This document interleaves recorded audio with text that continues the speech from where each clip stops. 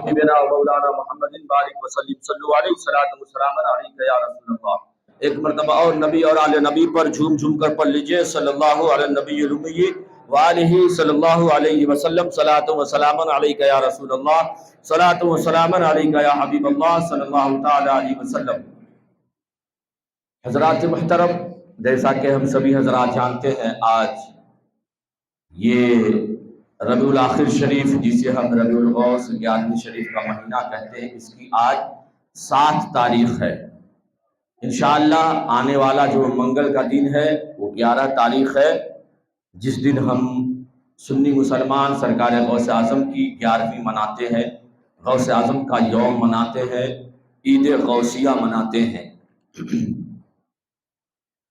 میں نے قرآن پاک کی بہت ہی مشہور و معروف آیت کریمہ تلاوت کی ہے، یا ایھا الذین آمنوا اتقوا اللہ وکونوا مع الصادقین۔ اے ایمان والو، اللہ سے ڈرو، تقوی و پرہیزگاری اختیار کرو اور سچوں کے ساتھ ہو جاؤ۔ ہمیشہ آپ اس آیت پہ سنتے رہتے ہیں کہ رب نے اس آیت میں ایمان والوں سے فرمایا کہ اللہ سے ڈرو، تقوی و پرہیزگاری اختیار کرو اور سچوں کے ساتھ ہو جاؤ۔ اب ایک بات سمجھ میں نہیں آتی آج تک کہ یہاں پہ جو ہاتھ باندھتا ہے وہ بھی کہتا میں ایمان والا، یہاں پہ جو باندھتا ہے وہ بھی کہتا میں ایمان والا، یہاں پہ جو باندھتے ہیں وہ بھی کہتے میں ایمان والا، ہے نا؟ جو ہاتھ جھاڑتا رہتا ہے ہر رکوع کے بعد، سجدے کے بعد اور قیام کے بعد، وہ بھی کہتا میں ایمان والا، جو ٹانگ پھیلا کے کھڑا ہوتا وہ بھی کہتا ایمان والا، جو اعتدال میں اپنے پیروں پہ کھڑا ہوتا وہ بھی کہتا قیام میں ایمان والا۔ اب ایک سیدھے سادے مسلمانوں کو سمجھنا بڑا مشکل ہے کہ ہر کوئی اپنی عبادت کو عبادت کہہ رہا ہے، ہر کوئی اپنے آپ کو مسلمان کہہ رہا ہے، ہر کوئی اپنے آپ کو ایمان والا کہہ رہا ہے۔ بات سمجھ میں نہیں آ رہی ہے کہ آخر یہ ایمان والا ہے تو کون ہے؟ سینے پہ ہاتھ باندھنے والا عورتوں کی طرح وہ ایمان والا ہے، یا پیٹ پہ ہاتھ باندھنے والا وہ ایمان والا ہے، یا ناف کے نیچے ہاتھ باندھنے والا وہ ایمان والا ہے؟ کون ہے؟ کون ایمان والا ہے؟ تو چلو قرآن کی بارگاہ میں چلتے ہیں، قرآن سے پوچھتے ہیں، اے قرآن تو ہماری رہبری فرما، ہمیں بتا کہ آخر ایمان والا ہے تو کون ہے؟ ہم کشمکش میں پڑ گئے ہیں، ہم شش و پنج میں پڑ گئے ہیں، ہم فکر میں پڑ گئے ہیں، ہم کنفیوز ہو گئے ہیں، ہم فیصلہ نہیں کر پا رہے کہ دنیا میں ہے ایمان والا تو کون ایمان والا ہے؟ تو ہماری رہبری فرما، ہمیں بتا۔ قرآن کہتا ہے نادان، تمہیں ابھی تک نہیں سمجھ میں آیا کہ ایمان والا کون ہے؟ میں نے کہا نہیں، ابھی تک مجھے سمجھ میں نہیں آیا ایمان والا کون ہے۔ ذرا تو رہبری فرما، تو رہنمائی فرما، تو انسان کی ہدایت کے لیے آئی ہے، تو ہماری رہبری کرتی ہے، ماں کی گود سے لے کر قبر کی گود تک ہر جگہ انسان کی رہبری رہنمائی کرتی ہے، یہاں ہماری رہبری فرما، ہماری رہنمائی فرما۔ ایمان والا ہے تو کون ہے؟ اس کا جواب تو دے دے، یہ ہمیں سمجھا دے، یہ بتا دے۔ قرآن کہتا ہے سن، جسے پڑھ کے جس کا ترجمہ تو ایمان والا کہتا ہے اسی میں تیرا جواب موجود ہے،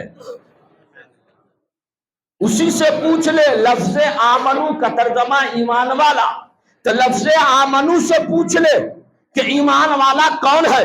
میں نے قرآن کے سامنے کھڑا ہوا، پھر لفظ آمنو کے سامنے ہاتھ جوڑا، کہا لفظ آمنو یہ تو بتاؤ ایمان والا کون ہے۔ قرآن کہتا ہے میں تمہیں دیکھوں، تمہیں تو بچپن سے دیکھ رہا ہوں۔ قرآن کہہ رہا ہے تمہیں پڑھوں، میں تمہیں تو بچپن سے پڑھ رہا ہوں، لیکن سمجھ میں نہیں آ رہا ہے ایمان والا کون ہے۔ اب تو ہی بتا ایمان والا کون ہے۔ لفظ آمنو کہتا ہے نادان مجھ پہ غور کر، کہا غور کیا نہیں سمجھ میں آیا، کہا اور غور کر۔ جب میں نے اور غور کیا تو پتا چلا لفظ آمنو میں 4 حرف ہے، لفظ آمنو میں 4 حرف ہے، الف میم نون واو۔ الف آ م نو نون واو، آمنو۔ لفظ آمنو میں 4 حرف، الف میم نون واو۔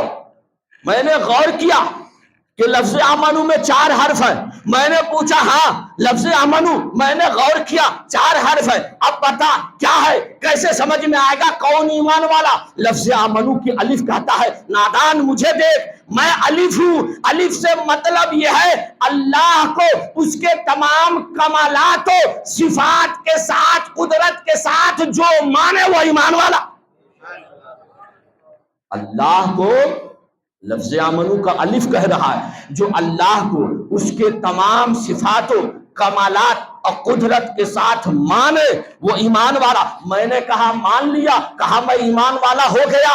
اب میم کہتا ہے نہیں ابھی رک جا، ابھی ایمان والا نہیں ہوا. صرف اللہ کو مان لینے سے تم ایمان والا نہیں ہو سکتے، ابھی رک جا. میں نے کہا اب بتا اب کیا؟ کہا الف کا تو معاملہ یہ ہے، اللہ کو مانو، میں میم ہوں. بولیے نا، میں میم ہوں. اللہ کو ماننے کے بعد میں میم ہوں، محمد رسول اللہ کو بھی ماننا ہوگا. میں نے کہا مان لیا، میں نے کہا مان لیا، کہ اب ایمان والا ہو گیا، مکمل ایمان والا ہو گیا. نون نے کہا رک جا، ابھی مت اچھل، ابھی مت اترا، ابھی تو پکا ایمان والا نہ ہوا. کہا اب کیا؟ کہا میں نون ہوں. اللہ و رسول کے بعد اللہ کے تمام نبیوں کو بھی ماننا ہوگا، اللہ کے تمام نبیوں کو بھی ماننا ہوگا. میں نے کہا مان لیا، اللہ کو بھی مانا، اللہ کے رسول کو بھی مانا، اللہ کے تمام نبیوں کو بھی مانا. اب میں ایمان والا ہو گیا. واؤ نے کہا ٹھہر جا، رک جا. کہا اب کیا؟ کہا میں واؤ ہوں. کہا کیا مطلب؟ کہا واؤ ولی کا واؤ ہوں، اللہ کے ولیوں کو بھی ماننا ہوگا، اللہ کے ولیوں کو بھی ماننا ہوگا. پتا چل گیا، معلوم یہ ہو گیا، جس جماعت کے ایمان میں اللہ کے ولی کی محبت ہے وہی جماعت حق پر ہے اور ایمان والی ہے.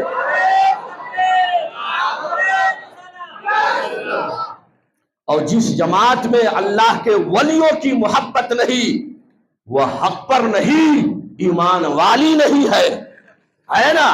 الحمدللہ ہم اہل سنت والجماعت اللہ کو بھی مانتے ہیں، اللہ کے رسول کو بھی مانتے ہیں، اللہ کے تمام نبیوں کو بھی مانتے ہیں، اللہ کے ولیوں کو بھی مانتے ہیں، ہے یا نہیں؟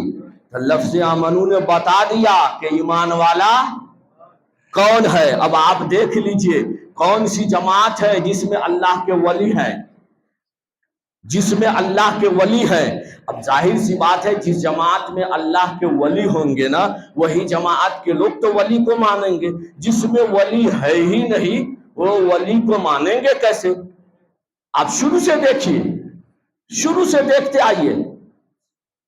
آپ دیکھیے نبی اعظم بھی سنیوں کے حصے میں، صحابہ بھی سنیوں کے حصے میں، صدیق اعظم بھی سنیوں کے حصے میں، عادل اعظم فاروق اعظم بھی سنیوں کے حصے میں، سخاوت کے شہنشاہ عثمان غنی بھی سنیوں کے حصے میں، شجاعت کے بادشاہ مولا علی بھی سنیوں کے حصے میں، حسین اعظم بھی سنیوں کے حصے میں، مسلح اعظم بھی سنیوں کے حصے میں، امام اعظم بھی سنیوں کے حصے میں، غوث اعظم بھی سنیوں کے حصے میں، خواجہ اعظم بھی سنیوں کے حصے میں، محبوب الہی بھی سنیوں کے حصے میں، مخدوم سمنا بھی سنیوں کے حصے میں، مخدوم بہاری بھی سنیوں کے حصے میں، مخدوم ماہوی بھی سنیوں کے حصے میں، خواجہ قطب الدین بختیار کاکی بھی سنیوں کے حصے میں، اور خواجہ نظام الدین اولیاء بھی سنیوں کے حصے میں، بابا فرید بھی سنیوں کے حصے میں، خواجہ نصیر الدین چراغ دہلوی بھی سنیوں کے حصے میں، اور شیخ اعظم بھی سنیوں کے حصے میں، سرکار کلا بھی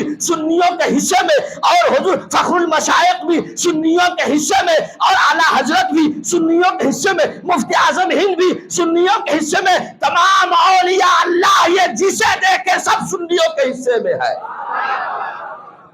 الحمدللہ ہم وہ جماعت ہے کہ ہمارے ہاتھوں میں اللہ والوں کا دامن ہے، اللہ والوں کا دامن ہے.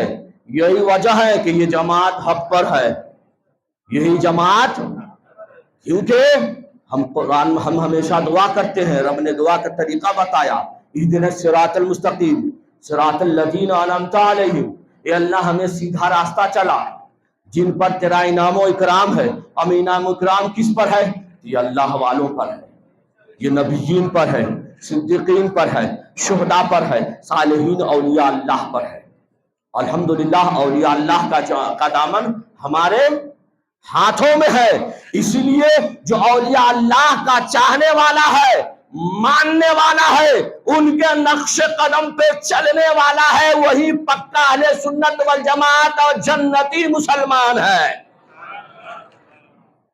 وہی پکا سچا اہل سنت والجماعت اور جنتی مسلمان ہے، جو اللہ والوں سے بغض و عداوت دشمنی رکھنے والا ہے وہ جنتی نہیں بلکہ جہنمی ہے۔ آپ کہیں گے مولانا کیسی بات کرتے ہو؟ میں کہوں گا سنو، حدیث قدسی رب نے فرمایا من عاد لی ولیا فقد آذنتہ للحرب، جو میرے کسی ولی کے ساتھ دشمنی رکھے، بغض و عناد رکھے، ان کی گستاخی کرے، میں اس سے اعلان جنگ کرتا ہوں، یہ رب فرما رہا ہے۔ اب بتاؤ جس سے رب اعلان جنگ فرما دے وہ جنت میں جائے گا؟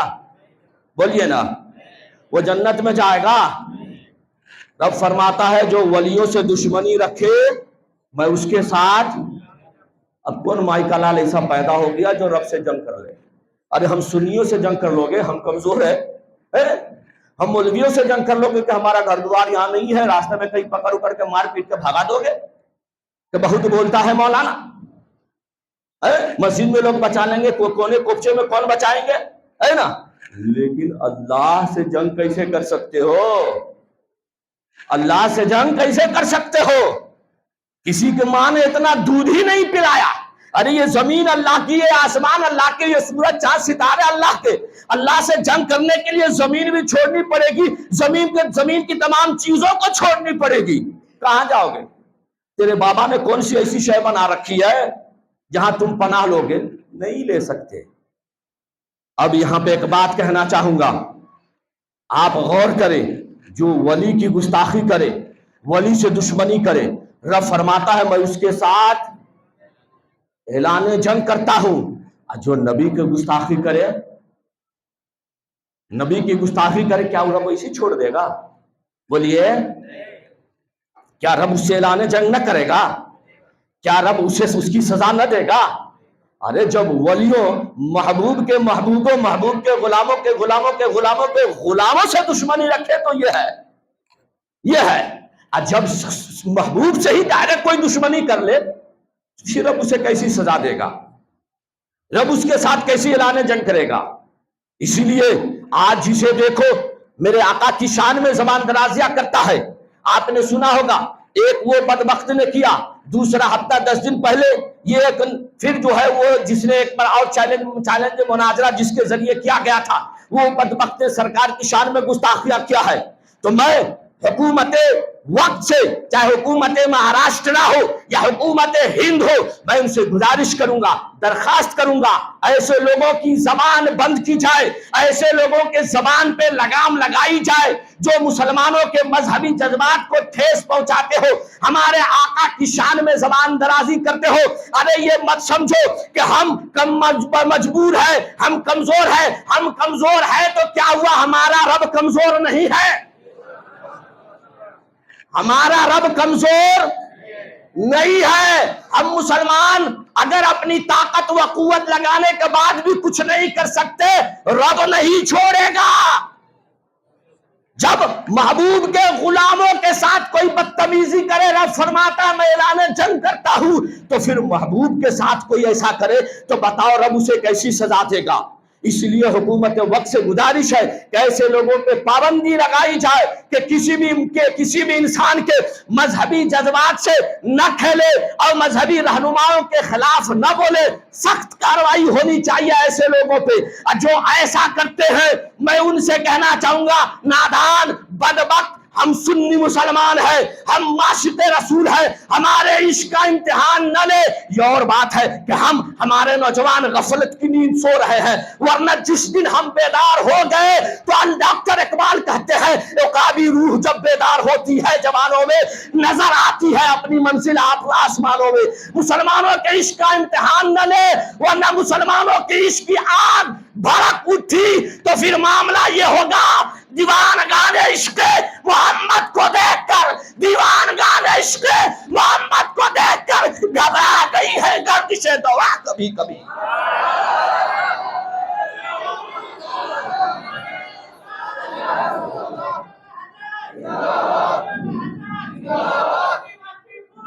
یا رسول یا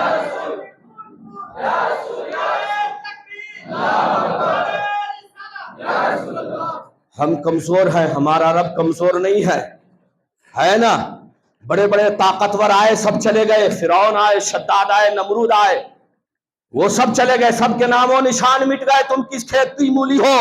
اپنی طاقت حکومت پر گھمنڈ نہ کرو، کسی کے مذہبی جذبات کو مت ٹھیس پہنچاؤ، سنبھل جاؤ، ورنہ رب کا قہر و غضب نازل ہوگا، برباد ہو جاؤ گے، سنبھلنے کا موقع نہیں ملے گا۔ ہم کچھ نہیں کر سکتے، ہمارا رب تمہیں اس کی سزا ضرور دے گا، ضرور دے گا۔ اور پھر اپنے نوجوانوں سے کہنا چاہوں گا، اس طرح کے جو پوسٹ یا ویڈیوز جو آتے ہیں وہ ویڈیوز ہم شیئر نہ کریں۔ دیکھیے، گستاخ نے تو ایک بار گستاخی کیا، ہم اسے بار بار شیئر کر کے پوری دنیا میں پھیلا رہے ہیں۔ دیکھیے، صحابہ کے دور میں بھی، سرکار کے حیات ظاہری میں بھی کفار و مشرکین نے گستاخی کی تھی۔ اب گستاخانہ اشعار کہے تھے، لیکن وہ اشعار ہم تک کے نہیں پہنچے، کسی کتاب میں وہ اشعار موجود کیوں؟ صحابہ نے چھپا لیا، صحابہ نے چھپا لیا، اس اشعار کو ظاہر ہی نہیں کیا، ظاہر ہی نہیں کیا۔ ہاں، یہ ہے گستاخی پر جو جواب ملا وہ ہے، لیکن گستاخی کیا تھی، کیا لفظ اس نے کہا تھا، یہ لفظ چھپا لیا گیا ہے، چھپا لیا گیا، ہم تک نہیں، کتابوں میں نہیں، کتابوں میں نہیں۔ لیکن آج ہمارا کیا حال ہے؟ ایک ویڈیو آ گیا، ہم اس ویڈیو کو شیئر کرتے ہیں، نیچے کہتے ہیں اس پہ لعنت بھیجو، اس پہ شیئر کرو، اس پہ ایسا کرو، جو ایسا نہ کرے وہ مسلمان نہیں، وہ مومن نہیں، وہ اپنی ماں کا بیٹا نہیں، وہ رسول کی امت نہیں، اللہ کا بندہ۔ ارے یہ سب کیا ہے؟ اس کے چکر میں تم اس سے زیادہ تک گستاخی تم پھیلا رہے ہو، تم پھیلا رہے ہو۔ اس لیے اس لفظ کو، جو لفظ اس ویڈیوز کو جس میں اس نے وہ جملے، وہ گستاخانہ جملے کہے، اسے شیئر نہ کرے، اسے آپ اپنے انداز میں بند لفظوں میں احتجاج کرنا ہے کرے، جو بھی التجا حکومت وقت سے گزارش کرنی ہے، درخواست کرنی ہے کرے، اس کے گرفتاری کے یا جو بھی اس پہ پابندی لگی جائے کرے، لیکن اس ویڈیوز کو آپ شیئر نہ کریں، ورنہ اس نے تو ایک بار کی، ہم پھیلا پھیلا کر پوری دنیا میں پھیلا رہے ہیں، اسے آگے بڑھاؤ، اسے آگے بڑھاؤ۔ ارے کیوں آگے بڑھاؤ بھائی؟ اس سے زیادہ تر تم گستاخی کر رہے ہو اسے پھیلا کر کے، اس لیے ایسا نہ کریں۔ بس جو گستاخی کیا اس کے خلاف بند لفظوں میں، شریعت کے دائرے میں، امن و شانتی کے درمیان رہ کر جو احتجاج ہو ہمیں وہ کرنا چاہیے، ورنہ رب پہ اپنی طاقت و بساط سے جب باہر ہو تو رب پہ چھوڑ دے، کیونکہ رب فرماتا ہے جب میرے ولی سے کوئی دشمنی رکھے میں اعلان جنگ کرتا ہوں، تو جو اس کے محبوب سے دشمنی رکھے اسے کیا رب ایسی چھوڑ دے گا؟ کتنے گستاخوں کو اس نے سزا دی ہے، آئے انشاءاللہ اس گستاخوں کو، اس دور کے گستاخوں کو بھی رب تبارک و تعالی سزا دے گا۔ تو پتا چلا ایمان والا کون ہے؟ بولیے، جو اللہ کو بھی مانے، اللہ کے رسول کو بھی مانے، اللہ کے نبیوں کو بھی مانے، اللہ کے ولیوں کو بھی مانے۔ یہ لفظ آمنو سے ہمیں درس مل رہا ہے، یہ لفظ آمنو سے ہمیں درس مل رہا ہے، وہ ایمان والا ہے۔ تو الحمدللہ ہم اہل سنت والجماعت ایمان والے ہیں، غوث اعظم کے چاہنے والے، غوث اعظم کے ماننے والے ہیں۔ سرکار غوث اعظم رضی اللہ تعالی عنہ، آپ مادر ذات پیدائشی ولی اور ولیوں کے امام ہے نا؟ اور غوث اعظم کو ایک وظیفہ جو سرکار غوث اعظم کی والدہ نے دیا تھا، یوں تو موضوع آگے جمعہ آئندہ جمعہ کو آئے گا، بس وہ وظیفہ پڑھا دیتا ہوں تاکہ پورا مہینہ اس وظیفہ کو پڑھتے رہیے۔ غوث اعظم فرماتے ہیں جتنا فائدہ مجھے اس وظیفے سے ملا ہے کسی وظیفے سے، میں نے ضعیفی کے عالم میں اخیر عمر میں تمام اوراد و وظائف کو بند کر دیا، لیکن ماں نے جو وظیفہ مجھے بتایا تھا، میری والد کی طرف سے جو وراثت میں امانت کے طور پہ ملا تھا، وہ وظیفہ میں نے آخری وصال کرتے وقت تک کے بھی میں نے نہیں چھوڑا۔ اسی لیے مسلمانوں، اس دنیا میں کامیابی کامرانی، آخرت میں بھی کامرانی چاہتے ہو، سرخری چاہتے ہو، دین و دنیا کی بھلائی چاہتے ہو، تو اسے اپنی زندگی کا معمول بنا لو۔ پڑھیے بسم اللہ الرحمن الرحیم۔ اللہ الکافی، قصدت الکافی، وجدت الکافی، کفانی الکافی، لکل کافی، ونعم الکافی، وللہ الحمد۔ اس دعا کو ہمیشہ آپ پڑھتے رہیں، جب بھی نماز پڑھیں، نماز کے پنجگانہ کے بعد، نہیں تو کوئی ایک وقت بنا لے، عشاء بعد فجر، اسے ضرور ورد میں رکھے۔ جسے موبائل ہے، موبائل میں اسے ریکارڈ کر لے، ایک مرتبہ اور پڑھاتا ہوں، اور اپنے ذہن کے موبائل میں بھی کمپیوٹر میں بھی اسے سیو کر لے. بسم اللہ الرحمن الرحیم. اللہ الکافی قصدت الکافی وجدت الکافی کفانی الکافی لکل کافی ونعم الکافی وللہ الحمد. اللہ کی بارگاہ میں دعا ہے اللہ تبارک و تعالی ہم مسلمانوں کو سرکار غوث اعظم رضی اللہ تعالیٰ عنہ کے فیوز و برکات سے فیضان سے مالا مال فرمائے. 11ویں شریف کا مہینہ ہے. اس مہینے میں آپ حضرات اپنے گھر میں جہاں غوث اعظم کی نیاز دلاتے ہیں وہاں ختم قادریہ شریف جو غوث اعظم بزرگوں کا طریقہ رہا جس میں غوث اعظم کے اوراد و وظائف پڑھے جاتے ہیں، ختم قادریہ شریف ہو سکے تو اپنے گھر میں ختم قادریہ کا ورد ضرور کروایا کیجیے. رب تبارک و تعالیٰ ختم قادریہ غوث اعظم کے فیضان سے مالا مال فرمائے. جو حضرات سنت نہیں پڑھے